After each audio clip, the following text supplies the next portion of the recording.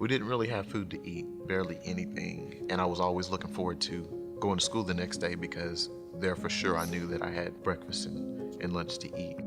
Just being on limited income and that homelessness, those years were really, really hard. And we struggled. My name is Dixon Furrow. Come from a single parent home. It was my mother raising 3 kids. 2-3 months being in the homeless shelter. Finally got back on our feet. We got our own place. We got our apartment, and I just remember me and my sister just running around like, oh, this is my room. No, wait, this is gonna be my room. I'm gonna put my bed here. I'm gonna do all this. We didn't have anything, but what mattered to us is that we had each other. Not having the nicer things as others, I was kind of put in a different category. I was looking for friendship. Like I wanted to fit in because I felt like I never was able to fit in. I've always been a believer in Christ. I guess you could say I was more like a fan of Christ. I pray, I believe, but I know I'm not necessarily living life the way that I should.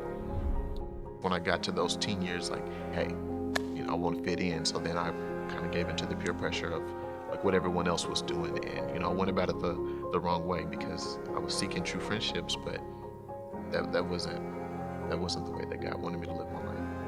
When I hit that low point, that rock bottom, the friends who I thought were my friends, they weren't truly my friends. I felt like, God, where are you? I'm going through all of these things in life and I don't feel your presence. I don't feel you here. I had these pills, I'm just gonna do it. No one will miss me, no one will care, like no one's here for me, like it'll just be better. I'm just a burden to everyone. I take the first one, I take the second one, I take the third one, and I just couldn't take any more. And at that moment, I felt God's presence, like a peace, a comfort, a love, like God was hugging me and letting me know that He's there for me. So I had to go to the hospital for 2 weeks. We did this activity where we had to lay down and they just played this peaceful music. And in that moment, I saw a bright white cross and God was saying that I'm with you. I saw that every night, the remainder of my stay in the hospital, and God was just letting me know that He was with me.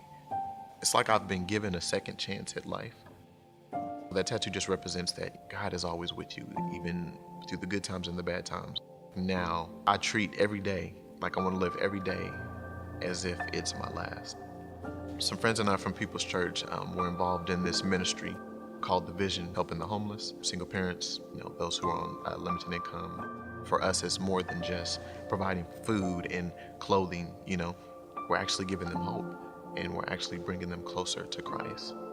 When you're going through those things, those trials and tribulations, those bad times, God is so amazing and He knows exactly what you're going through and He has a plan for your life. You may not feel God's presence, but God is always present. My name is Dixon Furrow, and I have faith that regardless of your circumstances, God is always with you.